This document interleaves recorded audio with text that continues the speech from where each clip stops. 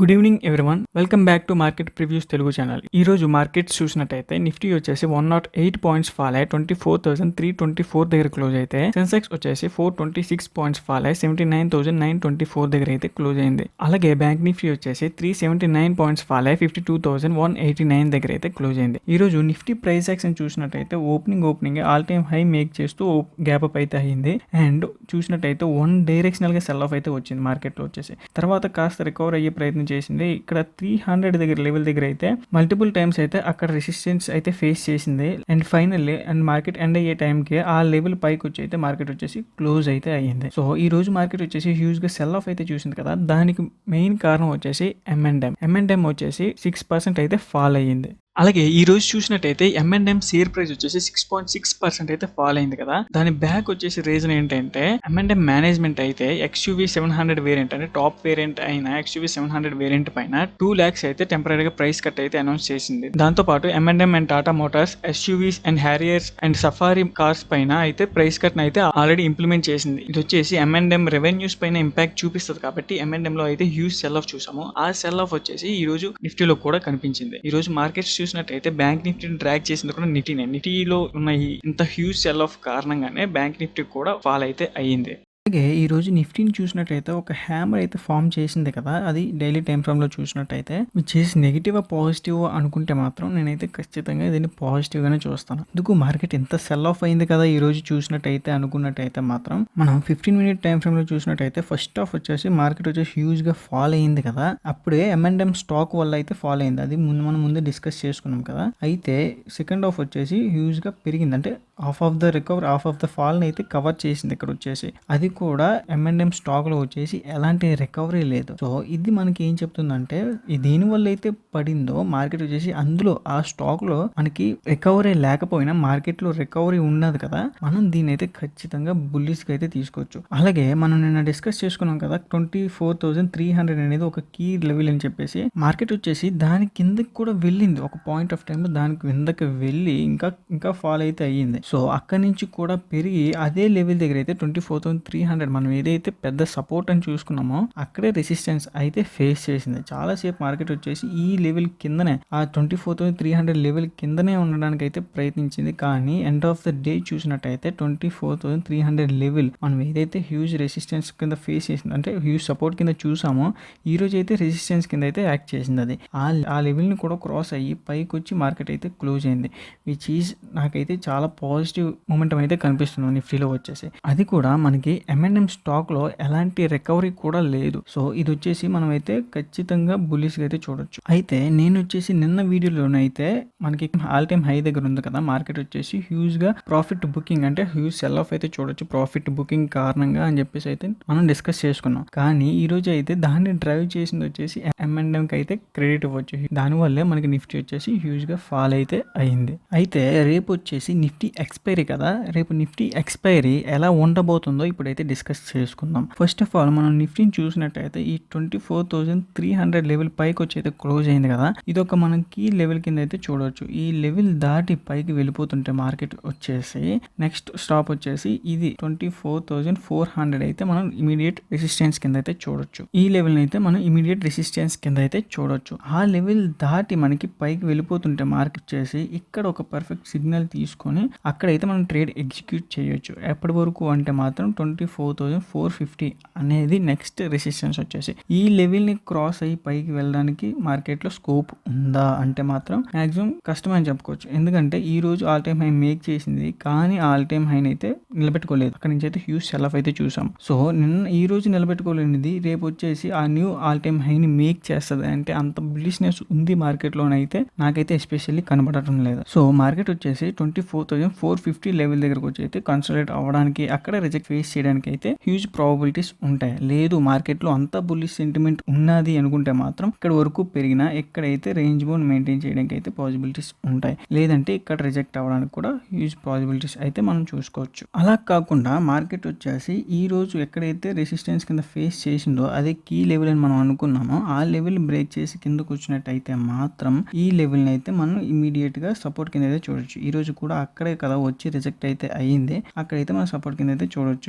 24,183 level అయితే round figure గా చూసుకున్నట్టయితే 24,200 అనేది నెక్స్ట్ సపోర్ట్ కింద అయితే చూసుకోవచ్చు. ఒకవేళ ఆ లెవెల్ బ్రేక్ అయ్యి కిందకు వస్తుంటే మార్కెట్ వచ్చేసి మనం వచ్చేసి 24,140 లెవెల్ అయితే మనం నెక్స్ట్ వచ్చేసి సపోర్ట్ కింద అయితే చూసుకోవచ్చు. ఇంతకు మించి మార్కెట్ ఫాల్ అయిపోతుంది అని అయితే నేనైతే ఎక్స్పెక్ట్ చేయట్లేదు. ఇదైతే ఇక్కడికి వచ్చి సపోర్ట్ తీసుకొని ఇక్కడైతే రిజెక్ట్ అవడానికి అయితే పాసిబిలిటీస్ ఉంటాయి. అది కూడా ఫెయిల్ అయ్యి ఇక్కడైతే బ్రేక్ అయినట్టయితే మాత్రం ఇక్కడ వచ్చేసి సపోర్ట్ తీసుకోవడానికి అయితే హ్యూజ్ పాసిబిలిటీస్ ఉంటాయి. ఎందుకంటే మార్కెట్ లో అంత అంటే ఈ రోజు అయితే M&M స్టాక్ లో నెగిటివిటీ కారణంగా మార్కెట్ అయితే ఫాల్ అయింది, డ్రాగ్ అయింది. కానీ ప్రతిరోజు ఏదో స్టాక్ లో నెగిటివిటీ కూడా ఉండదు. సో మార్కెట్ న్యూస్ పరంగా వెళ్ళినట్టయితే మాత్రం అంత ఇంపాక్ట్ చేసే న్యూస్ అయితే ఏం కనబడలేదు కదా. కనబడి ఉన్నట్టయితే మాత్రం ఈ రోజు వచ్చేసి మార్కెట్ 24,300 అనేది కీ రెసిస్టెన్స్ కింద ఫేస్ చేసింది కదా. ఆ రెసిస్టెన్స్ క్రాస్ అయి పైకి వెళ్ళి అయితే క్లోజ్ అయ్యేది కాదు. సో మార్కెట్ లో అంత నెగిటివిటీ కనబడట్లేదు. సో మనం చూసినట్టయితే మార్కెట్ వచ్చేసి రేపు ఈ లెవెల్ లోనే కన్సాలిడేట్ అవ్వడానికి అయితే హ్యూజ్ పాసిబిలిటీస్ అయితే ఉంటాయి. ఒకవేళ ఈ లెవెల్ క్రాస్ అయినట్టయితే మాత్రం నెక్స్ట్ వచ్చేసి మనం దీన్ని అయితే రెసిస్టెన్స్ కింద అయితే చూడొచ్చు. ఆ లెవెల్ క్రాస్ అయినట్టయితే మనకు వచ్చేసి 24,500 అనేది ఇమీడియట్ రెసిస్టెన్స్ కింద అయితే చూస్తుంది. మాక్సిమం ఈ లెవెల్ దాటిపోదు ఇక్కడికి, ఎందుకంటే ఆల్ టైమ్ హై మేక్ చేసుకొని ఇంకా 50 పాయింట్స్ పెరగాలి కాబట్టి. సో మాక్సిమం మార్కెట్ వచ్చేసి ఇక్కడైతే రిజెక్ట్ అవడానికి అయితే పాసిబిలిటీస్ ఉంటాయి. ఒకవేళ ఆ లెవెల్ కూడా క్రాస్ అయినట్టయితే మాత్రం 24,450 అనేది అయితే ఒక రెసిస్టెన్స్ కింద అయితే చూడొచ్చు ఇమీడియట్ గా, అండ్ హ్యూజ్ రెసిస్టెన్స్ కింద అయితే చూడొచ్చు. అలాగే కిందకు వచ్చినట్టయితే మార్కెట్ లో అంత నెగిటివ్ సెంటిమెంట్ లేదు కాబట్టి ఒకవేళ ఈ లెవెల్ డ్రాగ్ అయ్యి కిందకు వచ్చినట్టయితే మాత్రం మనం వచ్చేసి 24,200 అనేది అయితే ఇమీడియట్ సపోర్ట్ కింద అయితే చూస్తాం.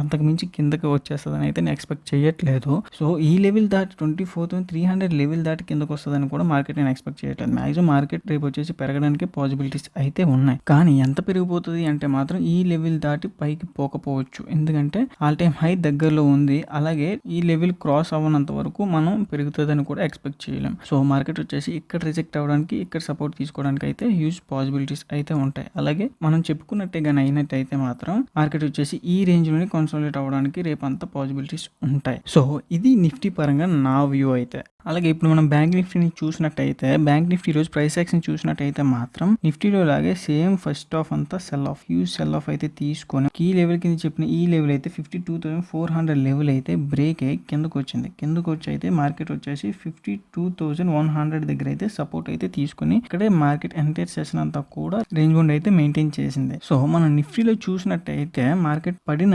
నెక్స్ట్ హాఫ్ లో వచ్చేసి హాఫ్ ఆఫ్ ద ఫాల్ అయితే రికవరీ అయ్యే ప్రయత్నం అయితే చేసింది కదా. కానీ బ్యాంక్ నిఫ్టీలో మాత్రం ఆ రికవరీ మనకు కనబడదు. అలాగే నిఫ్టీ పడినంత కూడా బ్యాంక్ నిఫ్టీ పడలేదు, కానీ నిఫ్టీలో రికవరీ వచ్చినట్టు కూడా బ్యాంక్ నిఫ్టీలో అయితే రికవరీ రాలేదు. మార్కెట్ వచ్చేసి పడి అక్కడే ఎక్కడైతే లో మేక్ చేసిందో అక్కడే రేంజ్ బౌండ్ అయితే మెయింటైన్ చేసింది బ్యాంక్ నిఫ్టీ వచ్చేసి. అయితే బ్యాంక్ నిఫ్టీని 1 డే టైం ఫ్రేమ్ లో చూసినట్టయితే మాత్రం ఈ రోజు అయితే హ్యూజ్ సెల్ ఆఫ్ చూసి బేరిష్ క్యాండిల్ అయితే ఫామ్ చేసింది బ్యాంక్ నిఫ్టీ వచ్చేసి. అది కూడా ఎలాగంటే ఇక్కడైతే ఏ లెవెల్ దగ్గర అయితే ఇంతకుముందు ప్రీవియస్ అయితే సపోర్ట్ అయితే తీసుకొని పెరిగిందో మార్కెట్ వచ్చేసి అదే లెవెల్ దగ్గరకు వచ్చి అయితే క్లోజ్ అయితే అయ్యింది బ్యాంక్ నిఫ్టీ వచ్చేసి. అయితే బ్యాంక్ నిఫ్టీని ప్రైస్ యాక్షన్ పరంగా చూసినట్టయితే మనకి ఇక్కడ ఒక డబుల్ బాటమ్ ఫామ్ చేసింది అనుకోవచ్చా. సో ఎగ్జాక్ట్ గా మనకి ఇక్కడ డబుల్ బాటమ్ ఫామ్ చేసినట్టయితే కనిపిస్తూ ఉంది. ఎందుకంటే ఇక్కడికి ఈ లెవెల్ దగ్గరకు వచ్చి మార్కెట్ వచ్చేసి ప్రీవియస్ గా రిజెక్ట్ అయింది. సేమ్ ఇప్పుడు కూడా అదే లెవెల్ దగ్గరకు వచ్చి అయితే మార్కెట్ వచ్చేసి క్లోజ్ అయింది. రేపు కనుక ఈ లెవెల్ గానీ క్రాస్ అయినట్టయితే మాత్రం మనం బుల్లిష్ గా అయితే ట్రేడ్స్ ఎగ్జిక్యూట్ చేయొచ్చు. అలా కాకుండా మార్కెట్ వచ్చేసి ఈ లెవెల్ కిందకు వచ్చి క్లోజ్ అయినట్టయితే మాత్రం మనం బేరిష్ గా అయితే ఉండాల్సి ఉంటుంది. అది ఎంత పడడానికి పాసిబిలిటీస్ ఉంటుంది, ఎక్కడ సపోర్ట్ తీసుకోవచ్చు, ఎక్కడ రెసిస్టెన్స్ ఫేస్ చేయడానికి పాసిబిలిటీ ఉంటుంది అంటే మాత్రం మనం దాన్ని 15 మినిట్ టైం ఫ్రేమ్ లో అయితే డిస్కస్ చేసుకుందాం. సో మనం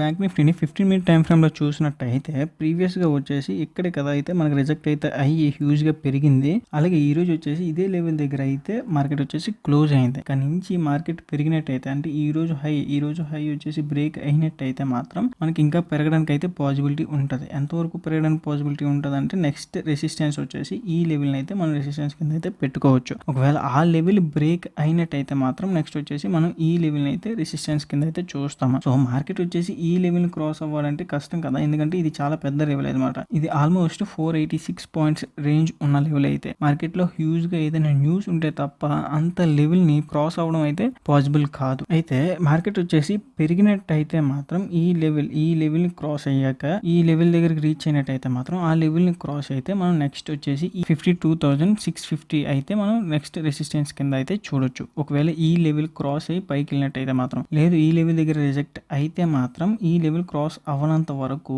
మనం వచ్చేసి మార్కెట్ ఇక్కడ రేంజ్ వన్ మెయింటైన్ చేయడానికి లేదా ఇక్కడ రిజెక్ట్ అవ్వడానికి మనకి ఈ లెవెల్‌లో రేంజ్ బౌండ్ మెయింటైన్ చేయడానికి పాసిబిలిటీస్ ఉంటాయి. ఒకవేళ పెరిగినట్టయితే మాత్రం ఈ లెవెల్ వరకు రావడానికైతే పాసిబిలిటీ ఉంటది. అంతకు మించి పెరిగిందంటే మాత్రం నెక్స్ట్ రెసిస్టెన్స్ వచ్చేసి దాన్నైతే 52,800 అయితే మనం వచ్చేసి నెక్స్ట్ రెసిస్టెన్స్ కింద అయితే చూస్తాము. అయితే మార్కెట్ వచ్చేసి ఒకవేళ ఈ లెవెల్ కిందకొచ్చి క్రాస్ అయినట్టయితే మాత్రం నెక్స్ట్ సపోర్ట్ వచ్చేసి ఈ లెవెల్‌ని అయితే మనం సపోర్ట్ కింద అయితే పెట్టుకోవచ్చు. మాక్సిమం ఈ లెవెల్‌ని క్రాస్ అయ్యి కిందకి రాకపోవచ్చు. మార్కెట్ వచ్చేసి ఇక్కడైతే సపోర్ట్ తీసుకోవడానికి అయితే పాసిబిలిటీ ఉంటది. బ్యాంక్ నిఫ్టీ అయితే ఈ రోజు పెరగడానికే పాసిబిలిటీస్ ఉంటాయి. ఒకవేళ పడినట్టయితే మాత్రం అది కంప్లీట్‌గా నిఫ్టీలో వచ్చిన సెల్ ఆఫ్ కారణంగానే పడతది అని అయితే నేను మాట్లాడుకున్నాం కదా. సేమ్ ఈ రోజు అదే రీజన్ వల్ల అయితే బ్యాంక్ నిఫ్టీ వచ్చేసి పడింది. సో అయితే అలాగే రేపు మనకి నిఫ్టీలో ఎలాంటి పాజిటివ్ సెంటిమెంట్ ఉన్నా ఒకవేళ బ్యాంక్ నిఫ్టీ కనుక కిందకి పడినట్టయితే ఈ లెవెల్ కిందకు వచ్చి క్లోజ్ అయినట్టయితే మాత్రం మాక్సిమం ఇక్కడే రేంజ్ బౌండ్ అయితే మెయింటైన్ చేస్తుంది తప్ప ఇంకా కిందకు వచ్చి అయితే పడిపోదు. సో మాక్సిమం బ్యాంక్ నిఫ్టీ వచ్చేసి పెరగడానికి అయితేనే పాసిబుల్ సినారియోస్ అయితే కనబడుతున్నాయి. ఒకవేళ ఇక్కడ పెరిగి ఈ లెవెల్ ని క్రాస్ అయినట్టయితే ఇది మనం ఇమీడియట్ రెసిస్టెన్స్ కింద అయితే చూడొచ్చు. లేదు ఒకవేళ పడినట్టయితే మాత్రం ఇదే సపోర్ట్ కింద అయితే చూడొచ్చు. అల్టిమేట్ సపోర్ట్ కింద అయితే చూడవచ్చు. ఎందుకంటే ఈ లెవెల్ కిందకు వచ్చి మార్కెట్ క్లోజ్ అవుతుందని అయితే నేను పర్సనల్లీ ఎక్స్పెక్ట్ చేయట్లేదు. సో ఇది మార్కెట్స్ పరంగా నా వ్యూ అయితే. నా ఎక్స్ప్లెనేషన్ కనుక మీకు నచ్చినట్టయితే వీడియోని లైక్ చేయండి, అలాగే ఛానల్ని సబ్స్క్రైబ్ చేయండి.